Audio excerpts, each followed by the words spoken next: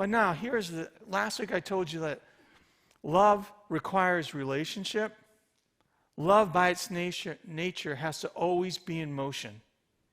To be the ceaseless, never-ending, always flowing love of God means it never stops.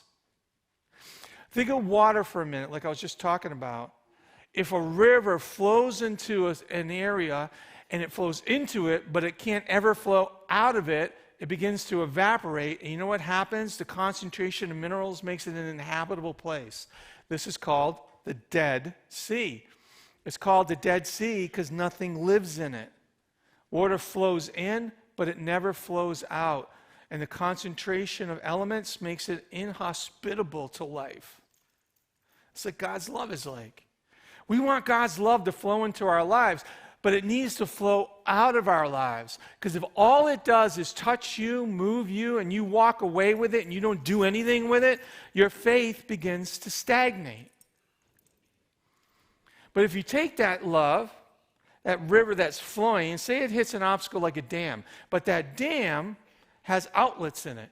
Those outlets channel the water over turbines, and the turbines create power. This is the Hoover Dam. The Hoover Dam generates over 4 billion kilowatts of energy into multiple states. Because the water flowing through it creates a power. And that's how God's love is.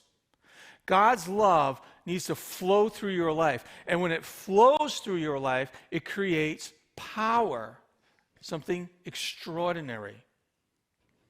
Here's a question for you this morning. How you feeling? Awesome, thank you. Well, how's your faith doing this morning?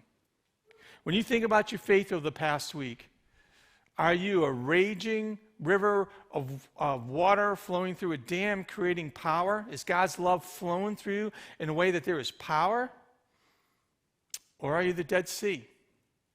It's been coming in, but it hasn't been going out, and you feel like your faith is stagnating. Whether you're online, thank you online for being with us this morning, or you're here in the room, take this for a second. Just think for a minute.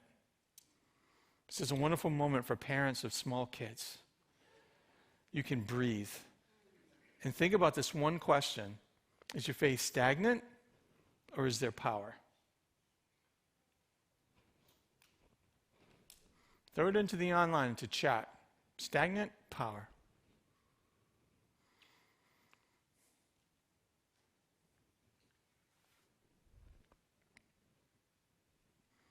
Let's move with this thought. Let's think of the life of Jesus. God's love was always in motion through Jesus. This is the very first sermon Jesus preached. And listen to what he chose to say. God's Spirit is on me, right? God's Spirit is on him. He's chosen me to preach. That's an action. To preach the message of good news to the poor. So Jesus is going to take that power, that love that flows from God, and he's going to use it to tell other people about the good news that God is going to do through his life. He sent me to announce pardon to prisoners, recovery of sight to the blind, to set the burdened and battered free, and to announce this is God's year to act. This is love flowing through Jesus, and it's making a difference in the lives of other people because it's not stopping with Jesus. Jesus is taking that love and he's putting it into action. He's going to tell other people about the love of God. He's going to share the good news, what God is doing through him. He's going to touch the lives of people, and he's going to heal, and he's going to make people whole because love requires motion, and it flowed through the life of Jesus. And when that happened, you know what we called it? Extraordinary. There's a word in the Bible that describes how people respond. They were amazed at Jesus. They looked at the life of Jesus and what God was doing through him and what God was saying through him, and they were amazed by it. Because love, God's love in motion, flowing through a person is extraordinary. And think of the life of Jesus. Jesus took that message and began to travel all over the nation.